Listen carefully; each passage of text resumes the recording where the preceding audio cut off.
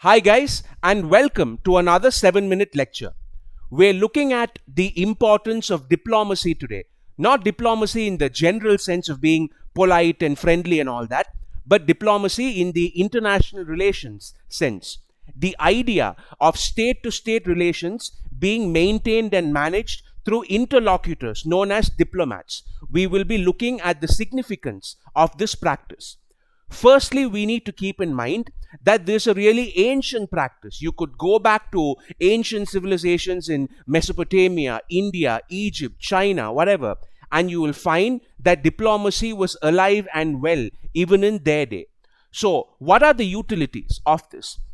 The concept of diplomacy allows states to have long lasting peace treaties, for instance, which would not be possible if it wasn't for diplomacy as an institution. For two countries to agree on a list of arrangements and to then abide by them, this itself is a consequence of organized diplomacy. It wouldn't be possible otherwise. One of the things which separates humans and animals, as you know, is our ability to communicate and compromise with rival tribes, rival gangs, with predetermined agreements over what we can do and what they can do. And when you actually have representatives present in the physical territory of the other, it's a sign of confidence, it's a sign of friendship, and most importantly, it's also a method of accountability because your diplomatic representatives see what happens in the other country and vice versa. So you're kind of accountable to each other in a sense. Second, and probably more importantly, diplomacy as a practice has allowed countries to prevent war in general. While the earlier point of peace treaties is important, the bigger impact is that conflict itself often comes down as a whole. The rate of conflict comes down when we see organized diplomatic relations established between two countries. Because ultimately, when we look at 99% of the conflict in the world, these are problems that can be resolved through mediation and negotiation.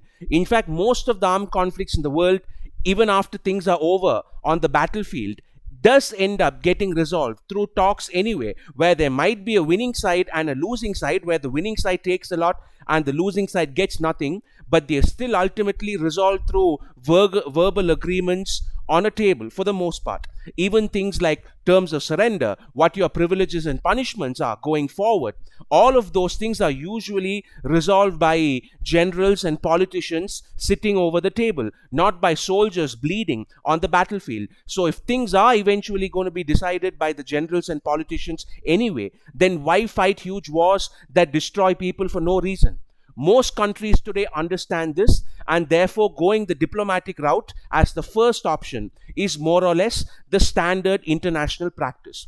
Let's just look at the last 10 years. We don't have to go way back in history to prove this point. In just the last 10 years alone, diplomacy has prevented war between China and Japan, between India and Pakistan, between Saudi Arabia and Iran, between Israel and Egypt. Just the fact that we now have a practice, some kind of practice, where representatives discuss things before an escalation, that itself makes a big difference to the world.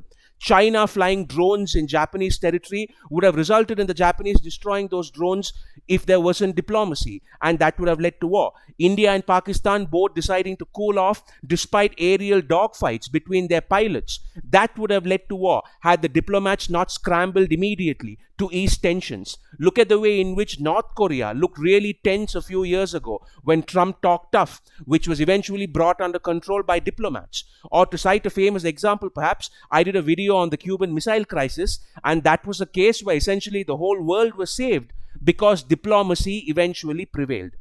Some criticisms have been leveled against diplomats as well. Diplomats have often been criticized as having become a professional class of their own, where they've turned into this closely knit community of people who think the same, act the same, talk the same, and do the same thing. If any of you have seen the British comedy show Yes Prime Minister or Yes Minister, you would know how the same accusation is made against bureaucrats as well. The show is basically about a naive and bumbling but ultimately well-meaning politician who's trying to do his job.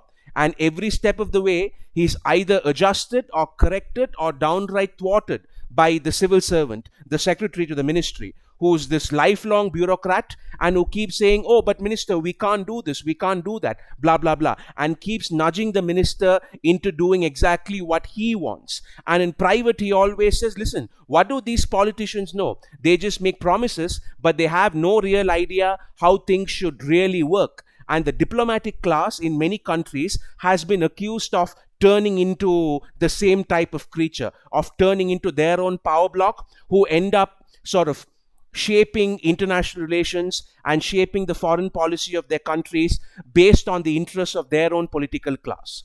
The other, and of course this also turned into a huge controversy a while ago, is the accusation that diplomats in prominent countries often serve as spies and intelligence gatherers, and that this is an abuse of the system.